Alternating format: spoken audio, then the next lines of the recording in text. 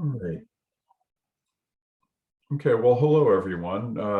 Thanks for showing up here. And I want to take a quick minute just to thank Sue and Pam for, this invitation and arranging everything. And I also want to give out a shout to, Deborah Bulow and Scott Bowen and Gran Thomas and Tom Nguyen and the other directors who are, given their time and energy to kind of keeping things going at the chapter. We all really appreciate your efforts to do so. I am going to share my screen and hopefully that will have worked. Somebody give me a nod if you see it. Okay, that's good. So we have the requisite AIA continuing education slides, and I'm just going to flip right through here. So those of you who have ever heard me present before know that my technique is to cover a lot of material very quickly. I'd gladly address any questions at the end.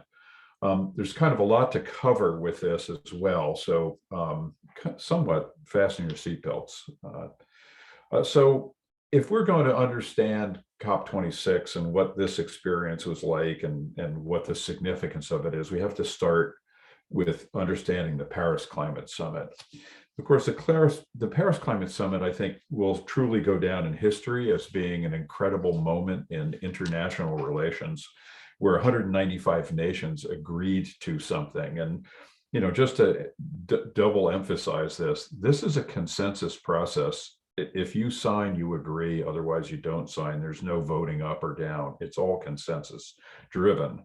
And 195 nations agreed that climate change is an existential threat to civilization and that they would do something about it at the national level. Christiana Figueres, I think, will go down in history as one of the great negotiators of all time. So COP, what is COP? It is the Conference of the Parties, and the parties are the nations. And COP21 was just as it sounds. It was the 21st meeting of the UN to discuss climate change. And it took 21 years. There were others, Rio, you've heard about, and et cetera. But, it literally took 21 years for the nations of the world to come together and say, you know what, we've got to do something about it. We need a plan. I'm going to throw a number of things at you today about UN speak. I know it can be confusing, but in a way you have to understand at least some of it to understand this. But the UN Framework Convention on Climate Change, the UNFCCC, is the umbrella organization under which all of this happens. And COP is an activity under the UNFCCC. You will also, probably many of you are familiar with the IPCC, the Intergovernmental Panel on Climate Change, which is the science group that issues information about climate change. Leading up to COP was the fifth assessment report of the IPCC issued in 2014, right before COP. And it is the scientific basis on which the COP agreement to try to target limiting global warming to 2.0 degrees Celsius, or about 4 degrees Fahrenheit, and then to have a time frame of 2050 to be when we would be decarbonized in every sector, including the building sector. I just also want to quickly mention that at this same period of time, the Sustainable Development Goals, the SDGs, which you may also be familiar with, were also adopted. So many times when you hear about climate change, you will hear it essentially measured in terms of its impact on the SDGs, the social and economic and environmental impacts of human activity and development. Again, you will see both of these things intermixed a lot. So for us in the building sector, under the UNFCCC is the Global Alliance for Buildings and Construction. And after Paris, the global ABC, as it's usually referred to, was constituted to be the umbrella organization to address things in the building sector. And so starting right after Paris in 2016, global ABC was formulated. By 2018, it started to issue important findings about the building sector. So the first of its annual global status reports on the building sector was issued in 2018. And much of the information that you will see me and others refer to related to what's going on in the building sector and climate change are related to these global ABC annual status reports. The countries who signed the Paris Agreement agreed to develop what are called nationally determined contributions, NDCs, to get to the decarbonization goals that are part of the Paris Agreement. Those goals vary from country to country. They're voluntary. Countries make them up. There's no list of these are the things that you must do as a nation in order to comply with the requirements of the NDCs. So every country sort of does their own version. What you'll see, though, is that in related to the building sector, a couple of important things. The first is that fewer than 25% of the signatories of Paris actually have any specific building sector NDCs. So the building sector is there, but it's not there as much as you would expect it to be, like 100% of the NDCs. Many of the NDCs focus on policy issues, and then also to some degree or another, things having to do with technology. Most of them really focus on energy. There's some green building practices in there, and some of them as well. And then on the specific building sector NDCs, most of them focus on building codes, whether new or currently, already adopted. And then also some on renewable energy in relationship to the building sector as well. And then a few also mention concepts like resilience, things related to materials, and then some city scale built environment NDCs as well. So we're not as well seeded into the actual national plans as you might think that we would be. It's actually a big part of the work we have to do.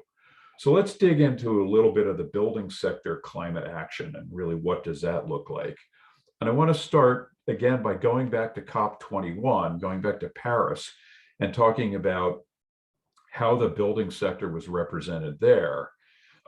It was quite a personal mission of Ed Mazaria, the founder of Architecture 2030, and not coincidentally, the 2021 AIA Gold Medal recipient, to really bring the US building sector story to Paris.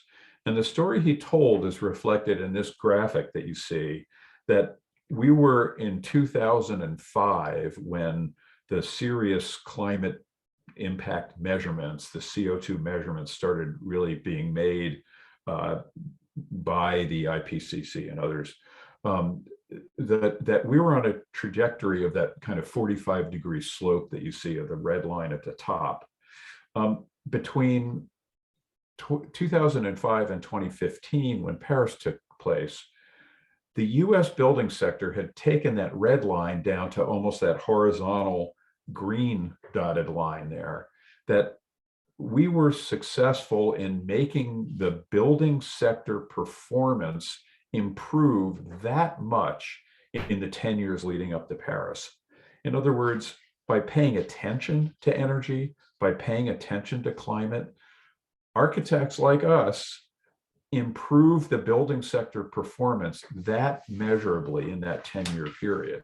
This was one of the great success stories of Paris, and it was one of the things that convinced many of the governments that we actually could, hit decarbonization targets. It's a story that we don't know nearly well enough, and it's really about us and our practice and what we do. And I'm going to come back to sort of like what we can do a lot today. So this is an important thing to remember. The other thing that Ed brought to Paris was an understanding of what is the building sector roadmap forward. And it's as simple as 1, 2, 3. We have to zero out operational carbon, and I'll dig into that in some detail. We have to zero out embodied carbon, in other words, the carbon that's in the products and materials that we build out of. And then ultimately, the energy that our buildings need must be non-polluting energy. It must be renewable energy sources. So in that first global ABC report, what did we really understand about our building sector challenges? And I want to set a little bit of groundwork here. I don't know how many of you have read Bill Gates's book, How to Avoid a Climate Disaster, but he talks about the 5 fundamental questions that he asks to understand climate action. And the first one is, how much of the current level of 51 gigatons of carbon emitted annually are we really talking about? So I will use that, where are we on the 51 gigatons? And then I would also just note that the global ABC refers to information that is developed by the UN Environmental Program, the UNEP, and through their agency, the International Energy Agency. When you hear statistics about buildings, you will be hearing about energy-related emissions. That is not all the emissions out there. Out of the 51 gigatons, we're talking about 40 gigatons that are energy-related emissions. So when you hear things like buildings are almost 40% of global emissions, it's actually 40% of 80% of global emissions. So it's one of the things that we're not very good at talking about. But these are the energy-related emissions that the UNEP reports. Out of those, the residential and non-residential categories in the building sector, and these little couplets that I'm about to say are terms that you should know. So the building sector is measured by residential and non-residential. The emissions are categorized by direct and indirect, and I'll explain that again in a little bit more detail in a minute, and then operational and embodied. And if you understand those terms, you will be able to understand this. So let's just dig into them for a little bit. And I do just want to say that where we are today is that just since 2018, we've already come down 1%, that the building sector energy performance is dropping because we're paying attention to energy in the building sector. We're actually in a pretty good place relative to other sectors. Our performance is improving, and in fact, it's outpacing growth at this point. We are decoupling our performance improvements from growth, which is amazing. So what are these different categories? So first, let's talk about direct and indirect. So with direct, which is often sometimes also referred to as scope 1, it's not exactly the same, but consider it roughly equal to scope 1. It's the fossil fuels that we consume in our buildings on site. Those are direct emissions from cooking and boilers and water heaters, those gas-fired appliances largely that we use. That's 3% of the of the footprint, the emissions footprint, or 1.2 gigabytes. It's 6% for residential. That's 2.4 gigabytes. So this direct emissions are 3.6, not gigabytes, gigatons, excuse me, of current levels. Indirect is really easy to get confused about because these are things all on site, but these all represent indirect emissions. Why? Because their emissions come from the power that is generated to run these. So the emissions are not happening on site. The emissions are happening at power plants. Those are loosely called scope 2 emissions, which again is terminology that you can and should understand. So, these emissions are, 7% non-residential, 11% residential, another 7.2 gigatons of the 40 gigatons of energy related. So in other words, those operational emissions are more than 10 gigatons of the 40 gigatons of the total energy related carbon emissions that we're dealing with today. Today, the US electrical grid is still pretty dirty. 65% of current energy generation in electricity generation in this country is from fossil fuels. We also use fossil fuels directly in our buildings. It's a big issue. We need to get the fossil fuels out of our buildings. Then embodied emissions, which are again oftentimes called scope 3 emissions. It's not exactly the same, but they're close to being the same. So building construction represents another 10% of the pie, another 4 gigatons. That is literally just for the mass construction materials of cement and concrete, steel and glass, the 3 primary emitter building sector materials. Construction for other construction like roads and airports and bridges and other infrastructure type construction represents another 10%. So if you take together building operations, building construction, and other related construction, the building and construction industry represents 47% of energy related emissions, 18.8 gigatons of the Bill Gates 51 and 18.8 gigatons of the 40 gigatons of energy related emissions. You can see we're a big part of the problem. So you should be not surprised at all that we need to be a big part of the solution. And just look around, look at how many buildings there are, look at how many cities there are. It's no mystery that these numbers are so high. So let me spend the next few minutes and talk about the Glasgow summit itself and sort of what happened, where it happened, and what came out of it. So it took place in Glasgow, and in these locations at the Glasgow Exhibition Center, which you see surrounded by that blue line, which was called the Blue Zone during the COP. And then across the Clyde River is the River Clyde, I should say, is the Green Zone, which took place in the Glasgow Science Center. There were many other hubs. The New York Times had a hub in a building. There was an innovation hub in tents nearby. So there were other places where there were other things taking place as well. But most of the action that I was involved in was within the Blue Zone, where accredited delegates representing the sectors, and obviously me representing the building sector, were able to participate in COP. The Blue Zone was a massive convention center. The big, kind of turquoise section is where I spent most of my time.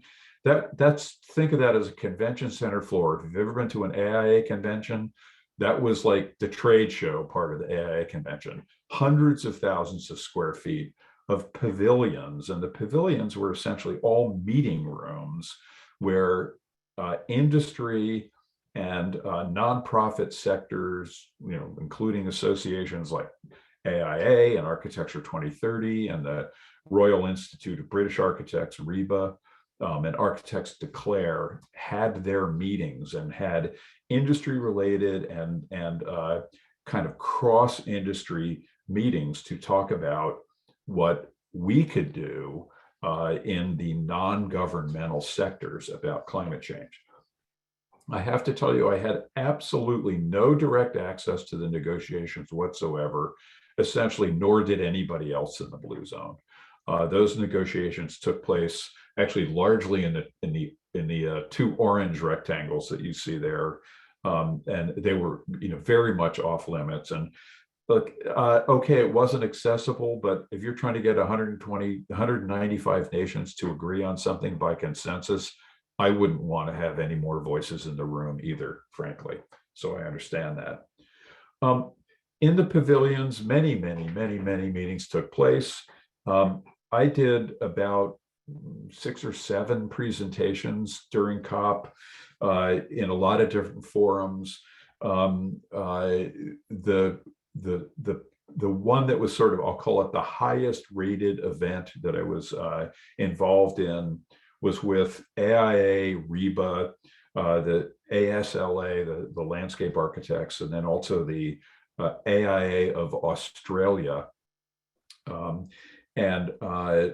We were what was called an officially accredited side event, which means that, you know, we were essentially part of the actual UN presentations, if you will, not just, you know, kind of an industry related presentation or whatever. So it was a very busy time. I hit the pillow every night, absolutely exhausted. What characterized COP26 that was maybe a little different from Paris, or really kind of shaped the discourse there? The first and foremost is, oh my God, climate change is happening so rapidly. There are many more specific events that are taking place that just really makes it clear that climate change is accelerating very rapidly. Think of how many of these things that you can think of that have taken place since 2015. The landscape since 2015 on climate change is very different than it was just 6 years ago. So the biggest issue was coming to Glasgow, understanding that the commitments that were made in Paris are simply insufficient.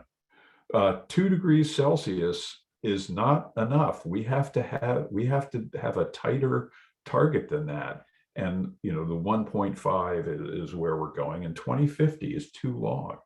So I will say the more aggressive people really understanding what the new IPCC climate report said were at COP26 saying, it's 1.5 degrees Celsius, it's not 2. We have to dig deeper, and we have to move much more quickly. That translates into the discussion of the building sector. And I just want to dig into this a little bit more to say, this is the UN Environment Program report. They issue what is called the Emissions Gap Report. So they are looking at what the IPCC says is going on with climate change. Then they're looking at what the national determined contributions are going to be, the national NDCs. And they're saying, what's the gap between what the science is telling us we need to do and what we're actually getting done according to these nationally determined contributions? And they've issued a gap report every year since 2018. And guess what? There's a big gap. And what this chart is basically showing is that that hump on the outer line is where we're headed. And that scoop at the lower blue line, that's where we need to be if we're going to hit 1.5 degrees. The way that they do this is through many models that are prepared for how climate change is projected to proceed, and what the implications of different decarbonization scenarios are. And so they literally, there are dozens of models. In fact, there are hundreds of models that are being used. The IPCC and and UNEP look at dozens of them, and by consensus come up with limits of, are we going to be 1.5 degrees, 1.8 degrees, 2 degrees, et cetera, and then our chances of hitting those limits. Do we have a 50% chance, a 66% chance, a 90% chance? So we came out of Glasgow with, of course, a lot of, beating of the drums and cymbals and heralding all the wonderful accomplishments. I don't want to sound cynical or skeptical about this, but let's be real about what was reached at Glasgow. So the first was a commitment that we need to keep 1.5 alive. the difference in the human impacts and the environmental impacts of whether or not we are hitting 1.5 degrees Celsius or 2 degrees Celsius are huge. We're talking about the potential of hundreds of millions of people starving to death as the difference between those two numbers. It's not just a number on paper. There are real implications with what it means with ice melt and storm intensity and droughts and flooding and fires, et cetera. So that was extremely significant. I think it's also significant to know that a lot of the nationally determined contributions are getting pretty aggressive and pretty amazing. 90% of global GDP is actually addressed in the current newly adopted NDCs. For the first time at COP26, fossil fuels were specifically targeted. That may sound impossible, but it's true. For the first time, the word fossil fuels was in the Glasgow Climate Pact. It was not in the Paris Agreement. Just to give you an idea of how big a deal that is, there are more than $30 trillion of new additional fossil fuel infrastructure development in the pipeline today, already been approved. Banks have already written the checks for it. There are $5 trillion annual government subsidies to the fossil fuel industry. So at COP26, one of the top topics was we've got to stop putting money into fossil fuels. That 30 trillion has to go to zero. The 5 trillion has to go to renewable energy, not fossil fuel energy. So, we're way off target. And this little chart that I included on this slide, that little dark red wedge at the top, that's the difference in the carbon reduction scenario that the current NDCs represent. We're nowhere near where we need to be, even as we leave Glasgow with the nationally determined contributions, nowhere near. So what this means to the building sector is huge. And let me talk a little bit about what our building sector presence at COP was. And I'm going to mention quite briefly here that before COP, the week before COP, I attended the Royal Institute of British Architects and Architects Declare pre-COP Built Environment Summit in London. It was a 3-day conference, just like an AIA conference, all devoted to climate change. And look, the UK was the host for COP26. So RIBA felt that as the host architectural community, that they really need to make a statement about what the building sector could be and should be doing. And their work was absolutely aligned with what the global ABC, the Global Alliance for Buildings and Constructions, was saying, so that there was a unified voice going to Glasgow from the host nation. And so they published a document that built for the environment. I suggest that you take a look at it. You can download it from the RIBA website, about the role of architects and other what they call built environment actors. Frankly, I was a little disappointed in it, and for two reasons. One is that you can see by these two charts, they talked about how architects are part of a network of built environment actors. I get that, that's good. But instead of focusing on what architects could do, how we could drive things, a lot of it felt like excuses of why we can't get things done because we're waiting for the financial sector or whatever. So a little disappointed by, I considered this to be a little bit of a passive approach rather than a what can we do now approach and rallying our troops. And then the other was that, like the Global Alliance of Buildings and Construction, RIBA said, Paris, Paris, Paris, 50% by 2030, 0 by 2050. And we just know that those targets are insufficient. So why weren't they there rallying the troops and saying we need to be more aggressive with our targets? And so how do you align building sector decarbonization to the UN Environmental Program gap report, and that we're off target? How do we get back on target? And this chart really explains it in a nutshell, that our budget, using Bill Gates' 51 gigatons a year, our budget is 340 gigatons total, period. Less than 7 years of current carbon emissions. That's what we have left to spend. We know how to keep projects on budget. Our project budget right now is 340 gigatons to give us a 90% chance of hitting 1.5 degrees. And that means 65% reduction by 2030, zero by 2040.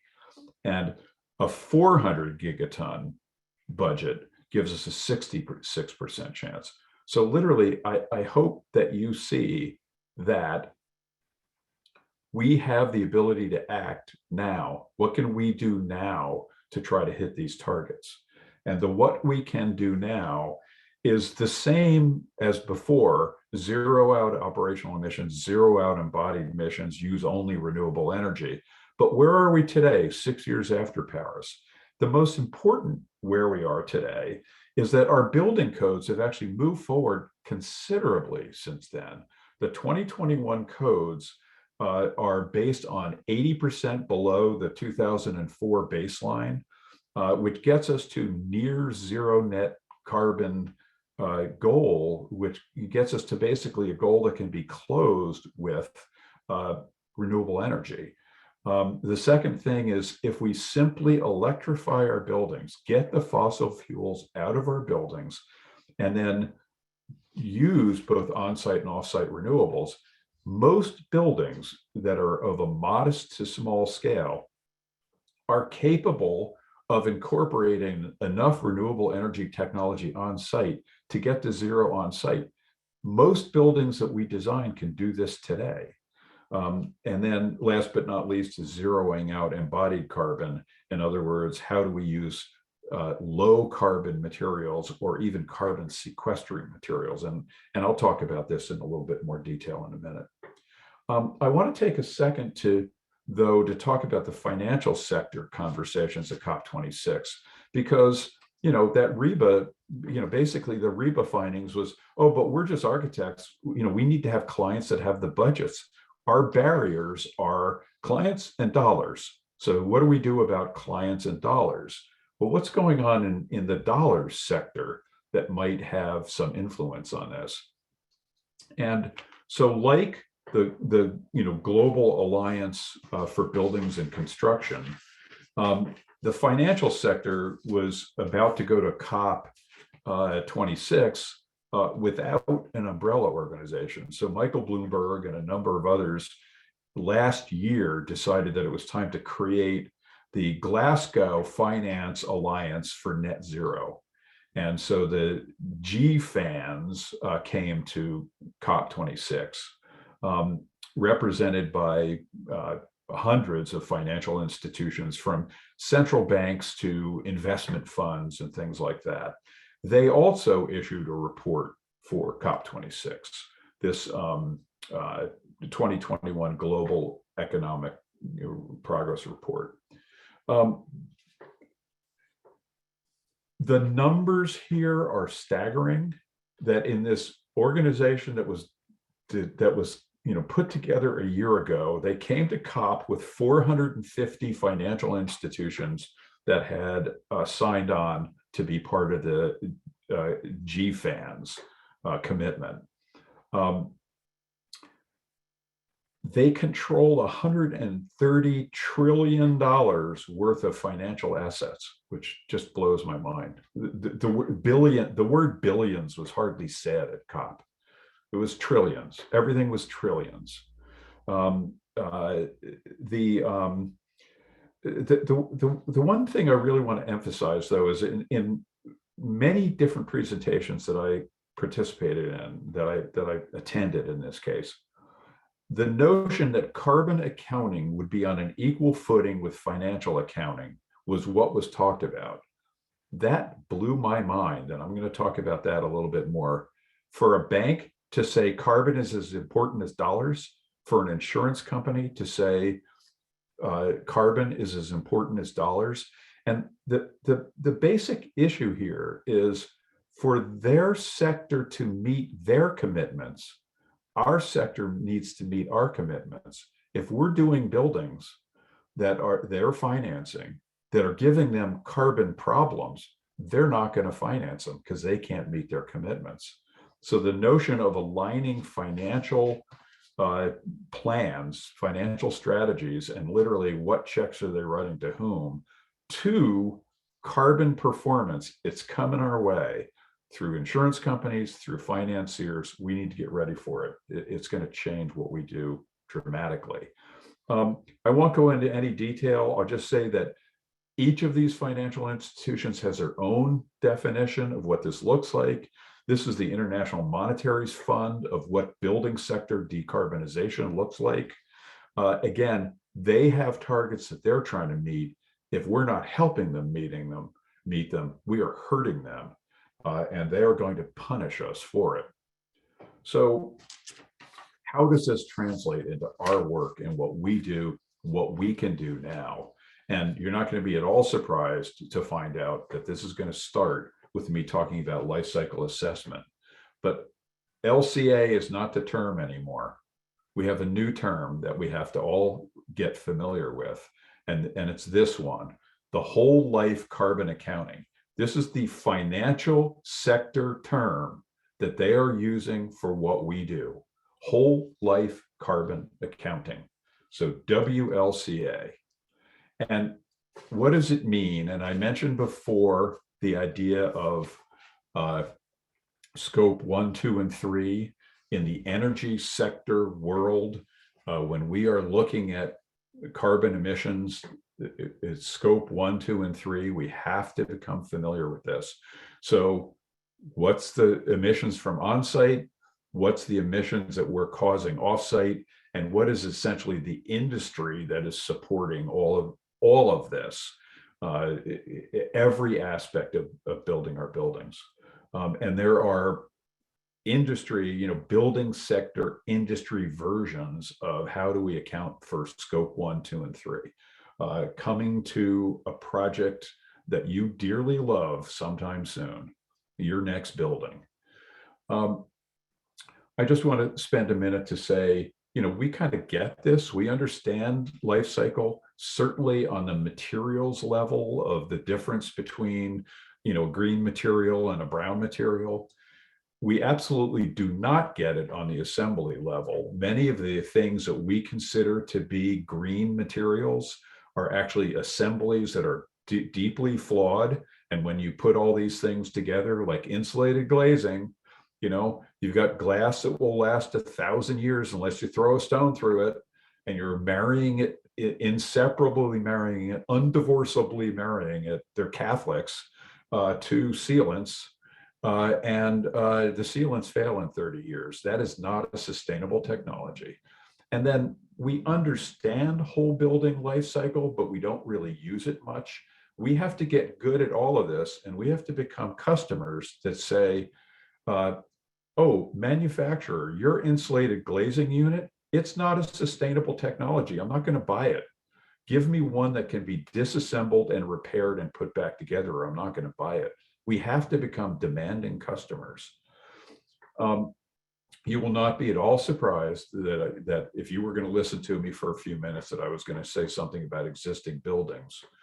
Our buildings are pretty well bifurcated into the mountains and the carpets, the dense cities with large scale buildings, the sprawling carpets of small scale buildings.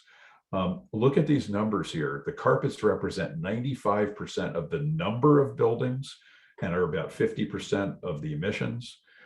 Those large mountains of buildings are only 5% of the building stock and represent half the emissions.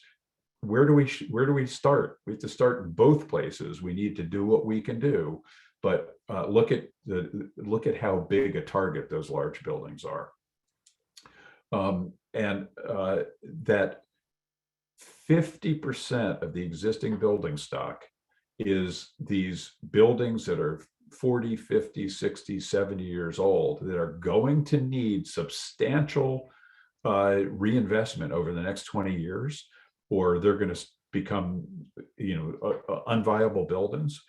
We can't let that happen. We don't have the carbon to let it happen. We literally can't tear them down and rebuild them, So we're going to be very busy taking care of these buildings. When you look at the growth that's upon us and the rehab that's upon us, we're going to be very busy, and that's a whole other lecture that I could delve into. This era of buildings is beginning to be torn down. 50-story buildings are being torn down to be replaced with 100-story buildings. This is wastefulness on a scale that's mind-boggling. And there's a lot of design opportunity in redoing existing buildings. The building on the right there, the Green Wyatt Federal Building in Portland, it's funky facade where each facade is designed to deal with the solar load, north, south, east, and west. That facade design reduces the energy demand in this building by almost a quarter. So there's plenty of design work to be done with existing buildings. But I want to kind of close with a couple of thoughts about really thinking about our buildings as activated buildings, buildings that are doing positive things to address the climate summit, the climate crisis. This notion of the interconnectedness of one action to many others, the implications of the associated costs and the associated benefits with actions in the built environment. This is not new thinking. This goes to the roots of what we call sustainability. It's absolutely expressed in the Sustainable Development Goals. So it's all been updated and categorized and so on. This is the language of benefit that the world speaks, and that we need to become articulate in how to speak their language of the associated benefits of what we do. We are definitely dealing with a global climate crisis, but it is not the only crisis out there. It interlocks with everything having to do with ecology and health, justice and affordability, and then our use or exploitation of resources and the resiliency of the places that we are building. So our activated buildings have a role to play in improving every one of these. And I just want to talk about two of them. That it gets back to what we can do now. Buildings generate green power. We all know that we can put solar panels on our buildings. And as I said, nearly every moderate to small scale building can be energy independent if you just cross the barriers of affordability and getting your clients to understand that we need to be part of this. We need to be part of the solution, not part of the problem. I should have a photo of the Geophysical Union building, that Hickok Cole did, because we have our own local version of the Bullitt Center right here in Washington, D.C. We need to make this work for every building, including large buildings. And this is a study that I did with Solar Skyrise on the New York Times building. What if Renzo Piano had done all of those goofy screens on this cool building and actually had them be generating power? How much power could we generate? Well, absolute minimum level of this is 10% of the power of the building could be generated if those were solar collectors instead of inert shades. So we need to get out of the confines of conventional practice and get creative here. How about buildings sequestering carbon?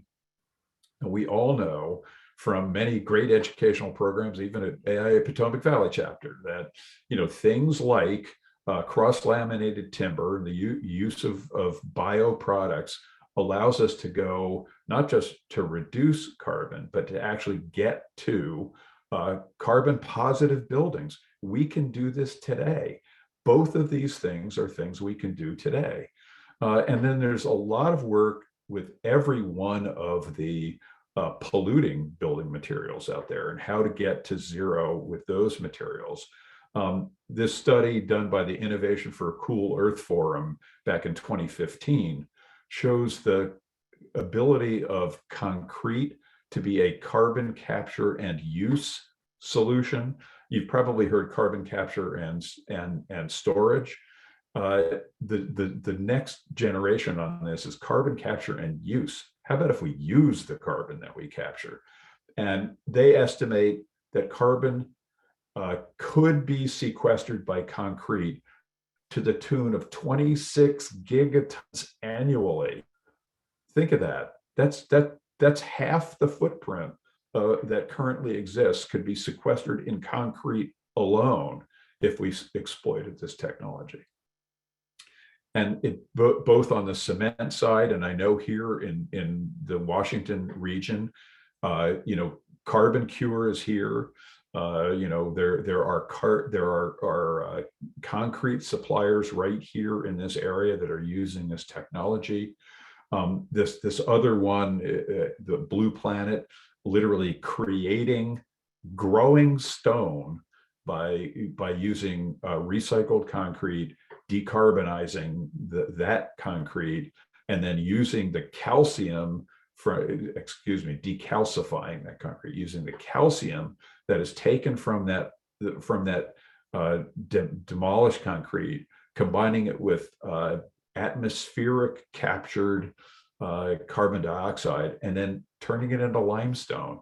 Literally, they're able to grow aggregate. It's amazing stuff, and again, this is coming our way.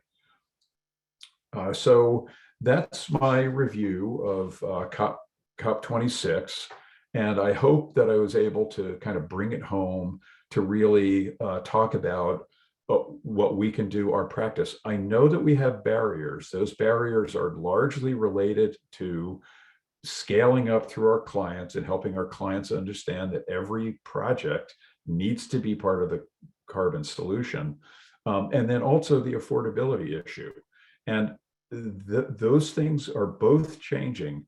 In DC, we're about to hit the building energy performance requirements that DC is promulgating.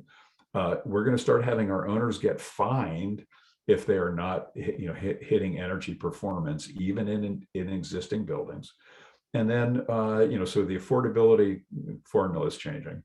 What the insurance companies and banks are going to be willing to get behind is changing. So those barriers are going to be dropping before our eyes very quickly.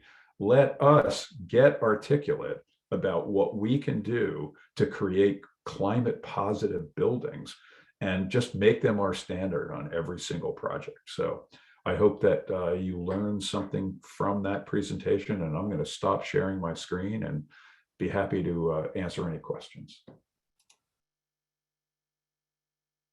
Carl, thank you so much. To everyone on the call, I'm going to encourage you to use the chat if you'd like to submit a question that way, or to unmute yourself and simply speak directly to Carl and the rest of the group. There is one sort of question comment from Ralph in the chat. Heard of Speed and Scale by John Doerr. Just commenting, I think, on your last point.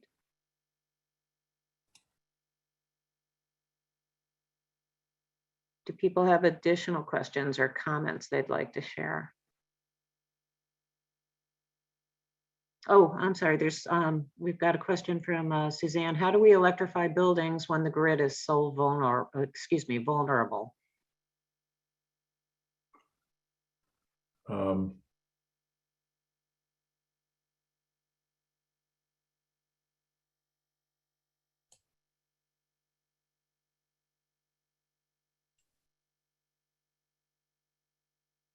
Sue, is it possible for other participants to speak if you allow them?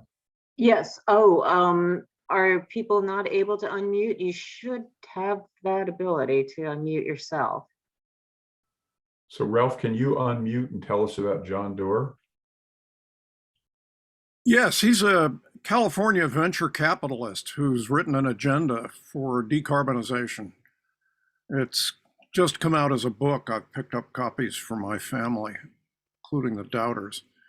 It's really very good. It's graphically concise, and a whole lot of people have subscribed to it who you'll recognize, including Al Gore, but also including a number of corporate executives like the chair of General Motors. I recommend it to your attention.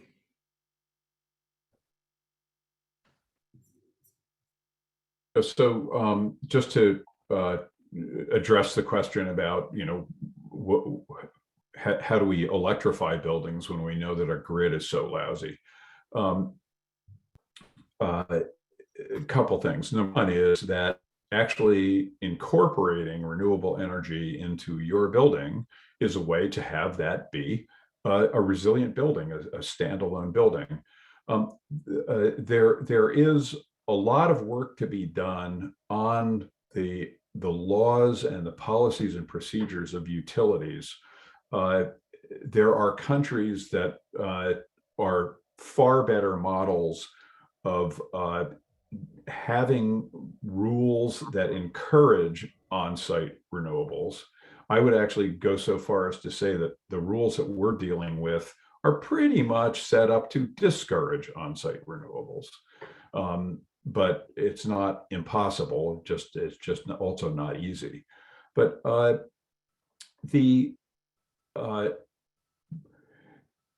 it's a little, I guess this will, in 50 cents, will buy you a cup of coffee, but our grid situation is by no means anything like the worst.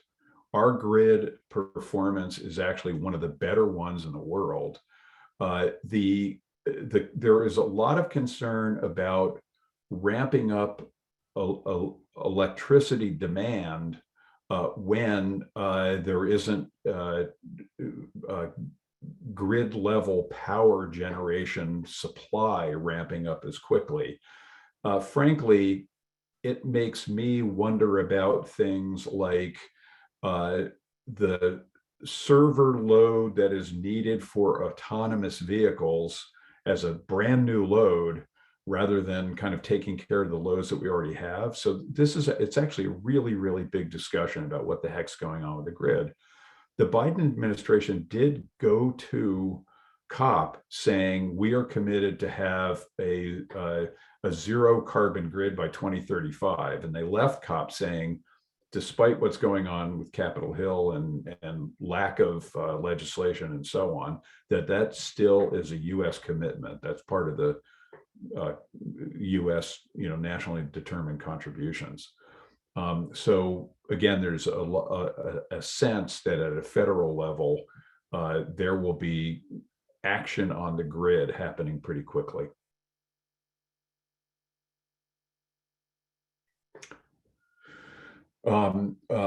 Tacoma Park, by the way, has also outlawed natural gas, and actually has said that by 2042 they're going to take natural gas out of the streets.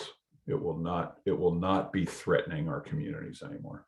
We won't have explosive, toxic pipes, chemicals running down our streets.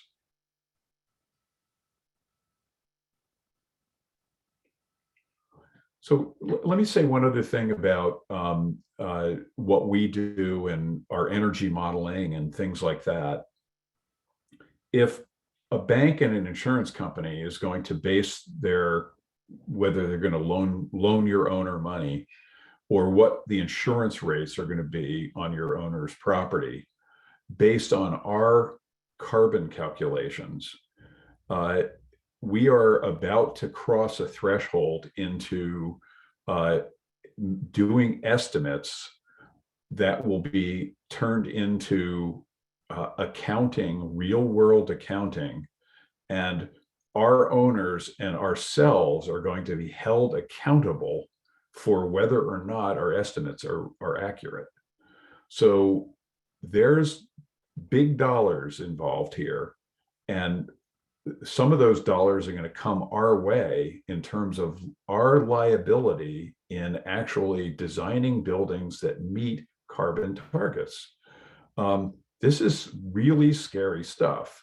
And we have to get to a point where we have a really good idea about how to estimate and measure and account for carbon. One of the studies that just flipped by, was a recently issued private sector developed measurement protocol for how we would go from modeling emissions to actually then measuring emissions in building. And that sort of thing is going to be extremely important. And I can just tell you that it's one of the things that's definitely on AIA's list nationally to try to get to the bottom of, because this gives us a bit of a technical burden to be able to be good at this. And then it gives us a financial liability that we need to, basically protect ourselves from in any number of ways. But I just do want to emphasize that, really, technically, there's probably not a person here that's working on a building that couldn't be a net zero energy building right now and be a net zero carbon building with carbon sequestering materials if we really put our minds to it. And so we just have to stop using our clients as excuses and help them to figure out how to lower the financial barriers and things like that. And then if we do nothing else, let us be buyers that are demanding buyers and demand from the people that we're buying $1 trillion worth of products every year in this country. The $1 trillion worth of buying that we do, let's leverage that market and be demanding buyers. We can do it. We have to do everything we can do now. Do it now. Let's get busy. Carl, there are all sorts of thank yous and kudos in the chat to you. I want to give people another minute or two, either to unmute and to ask a question or to type into the chat. And while we wait, I wanted to add to Carl's comment about AIA's work on this, just for those people who have not yet heard. Kathleen Lane, who I believe everyone knows or was familiar with as the executive director of AIA Baltimore. She has just started working at AIA National as the managing director of sustainability and resilience. So her job will be focused on these sorts of issues. And I expect we'll all be hearing more from her in that regard too. Any additional comments, questions, thoughts? I'll just add that I actually am working on a project where we're introducing carbon cure in the foundations. And so far, from what I understand, it's not increasing the cost of the concrete. We just have to ask for it. Most people aren't doing it around here. I think Vulcan is the only concrete company that's using it regularly, but it is, as Carl's saying, we just have to ask.